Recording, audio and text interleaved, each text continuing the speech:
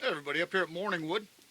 The expected low for tonight is going to be 21 degrees. So, in an attempt to kind of carb load for the night, we're going to make the Korean army-based stew, and it's kind of a potluck. It just includes a lot of stuff. It's a super kicked up ramen.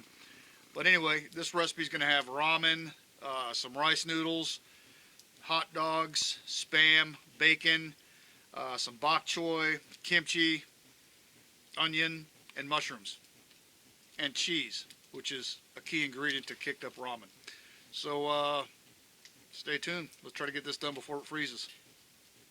I plan to use my skillet hack here. My nickname for it is a squawk because it's like a square wok, but it's a carbon steel pan. It's square, and I like how it just fits right on top of the winter well and maximizes the cooking space as opposed to just having a round frying pan up here. So I'm gonna go ahead and get the winter well lit.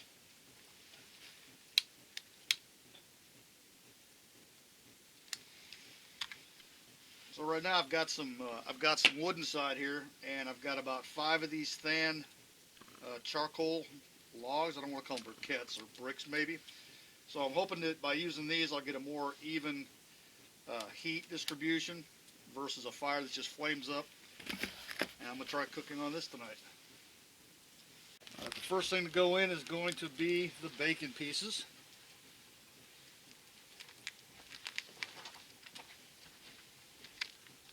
Now hopefully with this the top of the stove being flat and square, there shouldn't, and this pan being square, there shouldn't be any cold spots. I say shouldn't. We'll see. Okay, so finally got a decent working flame inside the winter well there. It took a little bit, my fault. And that heat is being transferred to the skillet hack, or I'm just going to call it the squawk because I think it's funnier to call it the squawk. So the bacon's going to start cooking. It's going to take a little longer than I thought, but we're going to get there eventually. I think we had this conversation. Yeah. Alright, so my bacon's cooked, slightly overcooked. The charcoal inside the winter well is finally starting to do its thing. And now I've added the spam and the sliced hot dogs. I cut them the fancy way on the bias. Isn't that on the bias? I think so. Yeah. It's the fancy sliced hot dogs. Pretty much won't eat a hot dog unless it's cut on the bias. I'm pretty biased towards my dogs like that. So with these are already obviously spam and hot dogs are cooked. Just warming them up. And once they're brown, I'm going to toss in a bag of, got some mushrooms here. And bok choy and onions, and green onions, and red onions. Dang. This is kicked up ramen. It's going to be some fancy super ramen here. Or Korean army-based stew, if I haven't already said that 7 times. I'll edit it out later. No, I won't. No, he won't. You'll just keep hearing army-based stew. Okay, so I decided to change the camera angle location. Because I'm right-handed, and I have a feeling that every time I was messing with the food, I was blocking it like that. So, we're still here at, YouTube Making 101, figuring things out. Okay, so now all my meat is heated through. I'm going to real quick do a little stir fry on my vegetables. I won't keep talking about what this is. I'll post it down below somewhere in the comments or the description of all the vegetables I use. But basically a couple different kinds of onions, mushrooms, and some bok choy. Stir this around, especially the mushrooms. I want them to cook down a little bit. And then I'm going to add the broth, the seasoning from the ramen, and once everything is heated through, the last thing to go in will be the ramen noodles itself. And I'll put the meat back in too. So that'll take a little while. Kind of wish I had taken out all the excess bacon grease, but how much bacon grease can a person eat, right? You can always substitute butter. This is true. Alright, so the vegetables have been here for a few minutes. I'm going to go ahead and add the beef broth and a little bit of water to kind of help these cook down. And I have 2 packages of Shin Ramen. This is absolutely authentic ramen that I used to eat in Korea, and it's, I think, made in California, which I just found out the other day, which I thought was kind of funny. Another spot, yeah, another place I can use it on. A little low sodium beef broth here. couldn't possibly come out of this container any slower. But it's been that kind of night, so what the hell.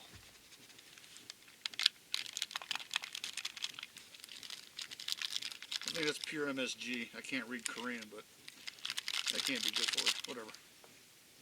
Alright, so I finally got this boiling. Since it's supposed to be a dinner video, not a breakfast video, I'm going to go ahead and toss the packets of ramen in here. And my little Tteok-bokki rice noodles, which probably nobody knows what they are, but I don't either. Ramen one. The Topokki.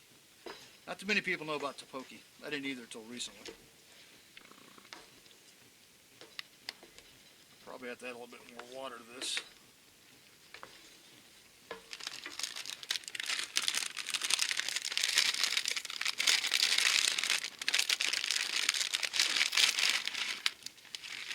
This is three kinds of noodles. You got the ramen, you got this is the Tteok-bokki. I'm probably pronouncing that wrong. And this is some, not really sure what this is. It came with a Tteok-bokki, kind of a surprise mystery noodle. Kind of looks like maybe a rice angel hair kind of. Yeah, that's what I thought it looked like. Deal there, so I'm sure it's going to taste great. I've got it smells good from Fernbark. It looks pretty good. I tried the ramen, it's about done. It's a little al dente. Now the culminating pro tip here is to throw some cheese slices. And if you never heard of this recipe, Google it. It's got an interesting little history about how military, or the U.S. military, shared their resources with Korean refugees during the Korean War. So it's kind of a little interesting history. Okay, so this is a real thing. I learned it in Korea. You watch some Korean cooking videos, they throw cheese into it. It helps tame the heat. It's a great idea. It tastes great. Doesn't mess with the trash. Anyway, so I'm going to let this sit and kind of melt for a minute or so. And then we'll come right back.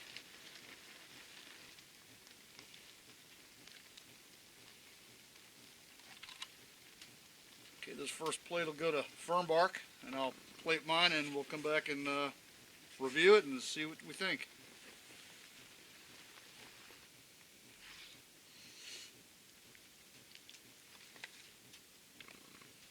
Okay, so here's the finished product. Doing a little close-up, so I don't have to move the camera and put it on top of the fire after the all-important taste test.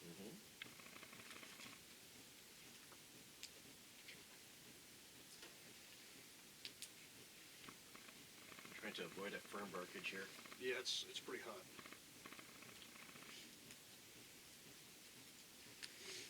Good.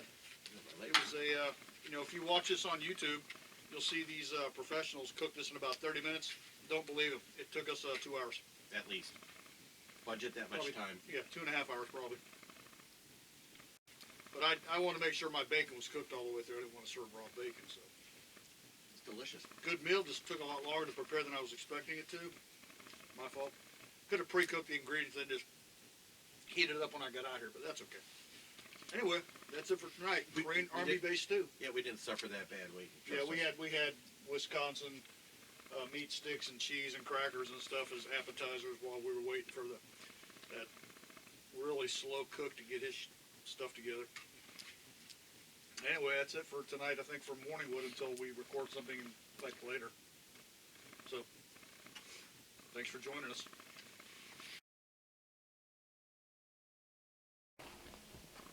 Okay, so this morning we're going to have some pork belly for breakfast. I smoked this myself, and we're going to try to fry it on the skillet heck again. And I'm using a time-honored tradition of fire starting in the winter well by stealing lit logs from Fernbark's fire and putting them in my stove. It's a lot faster than any bushcraft technique you'll ever use.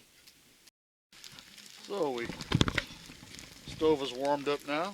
You can hear the pork belly sizzling, and more importantly, I can smell it, and it smells really good. Well, as you can see here, the fire's really picked up. Threw some of Fernbark's pressed logs in there. That really increased the heat pretty quickly. Pork belly sizzling away there, and my water in my French press is getting hot. I can hear it boiling. Zoom in on this pork belly. Yeah, that's happiness right there.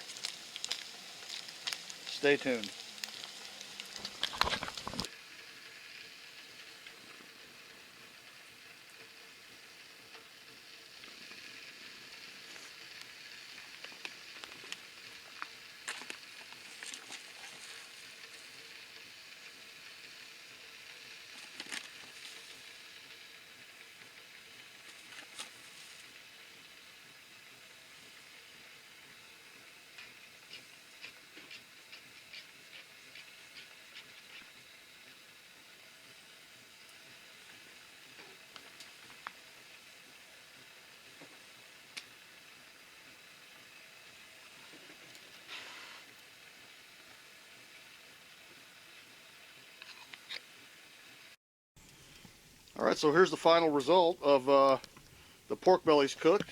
Fernbark put together, that's a next my meal? Yes. I don't remember which one it was. Denver omelet. Denver omelet. And then some instant cheesy grits that I almost messed up. And for a weird, uncoordinated reason, we both have more knives out to cut our food with, so we should get sponsored. Mora, shout out.